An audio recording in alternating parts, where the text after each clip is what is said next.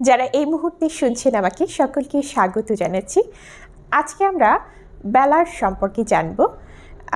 প্রথমে অবশ্যই ব্যালাডের ডেফিনেশনটা সম্পর্কে জানব, তারপর কি টাইপের ব্যালাড রয়েছে বা ইংরেজি সাহিত্যে কি টাইপের ব্যালাড লেখা হয়ে থাকে, এবং সবশেষে আমরা অবশ্যই ব্যালাডের ক্যারেক্টারিস্টিক্সগুলো সম্পর্কে জানব। তো আমি আমার একটা নোট থেকে পড়ছি, আশা করছি আমরা সহজে বুঝতে পারবো। Ballad is a type of poem or song that tells a story. অর্থাৎ ব্যালাড হচ্ছে এক ধরনের কবিতা অথবা এক ধরনের গান যেটা কিনা একটা স্টোরি বলে, হ্যাঁ, একটা গল্প বলে। Open about love, adventure or historical events. এটা কী করে? প্রেম, তারপর অভিযান অথবা ঐতিহাসিক কোনো ঘটনা নিয়ে এই ব্যালাড একটা গল্প বলে, হ্যাঁ। তো it usually has a simple structure and easy to remember. মানে এটা হচ্ছে সচরাচর খুবই সিম্পল স্ট্রাকচারে লেখা হয় এবং এটা মনে রাখতে খুবই সহজ হয়, হ্যাঁ। আচ্ছা, আমরা ব্যালাডের ডেফিনেশনটা সম্পর্কে জানলাম। এবার আমরা চলে যাচ্ছি কত ধরনের ব্যালাড রয়েছে ইংরেজি সাহিত্যে। তো ইংরেজি সাহিত্যে 3 টাইপস অফ ব্যালাড রয়েছে। আমরা যদি প্রথম ব্যালাড সম্পর্কে জানতে চেষ্টা করি তাহলে এটা হচ্ছে ফোক ব্যালাড, এবং দ্বিতীয় ব্যালাডটা হচ্ছে ব্রড সাইড ব্যালাড, এবং তৃতীয় ব্যালাডটা হচ্ছে লিটারারি ব্যালাড। তো আমরা একে একে এগুলো সম্পর্কে এখন জেনে নিব। তো প্রথম ব্যালাডটা হচ্ছে ফোক ব্যালাড। এটা কি? One of the earliest forms of literature. হ্যাঁ, এই ফোক ব্যালাডটা হচ্ছে ইংরেজি সাহিত্যের প্রথম দিকের একটা form. It is composed anonymously and transmitted orally from generation to generation. এটা হচ্ছে যে করা হতো, মানে নামহীনভাবে, হ্যাঁ, অর্থাৎ বেনামে এটা লেখা হতো, এবং এটা কি হতো? মুখে মুখে মানুষের একজনের মুখ থেকে আরেকজনের হচ্ছে যে মুখে এটা এক জেনারেশন থেকে আরেক জেনারেশনে ট্রান্সফার হতো। অর্থাৎ এটা কোনো লেখা হতো না এই ব্যালাডটা, হ্যাঁ।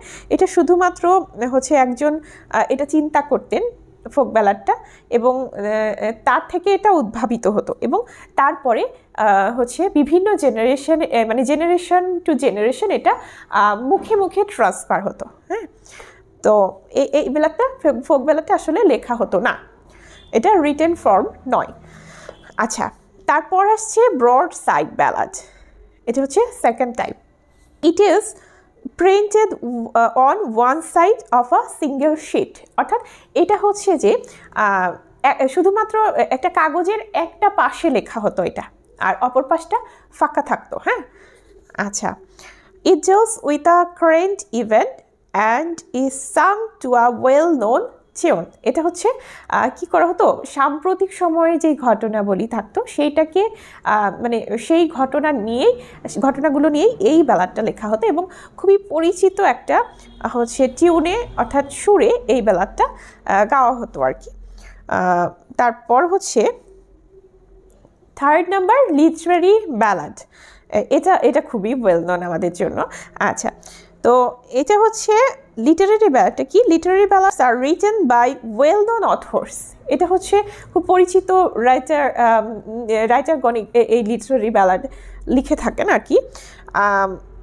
So they are more polished and artful and in elevated language.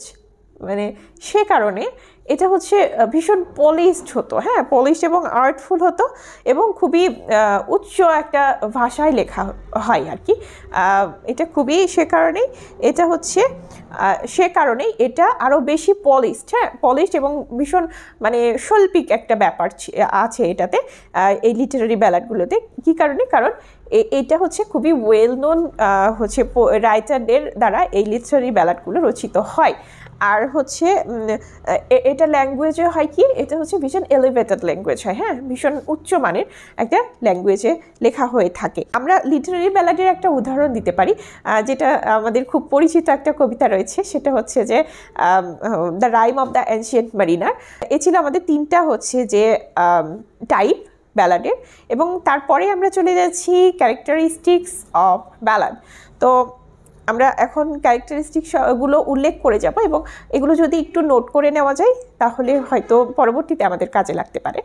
তো ঠিক আছে, আমি এখানে টোটাল 9টা ক্যারেক্টারিস্টিক্স উল্লেখ করব।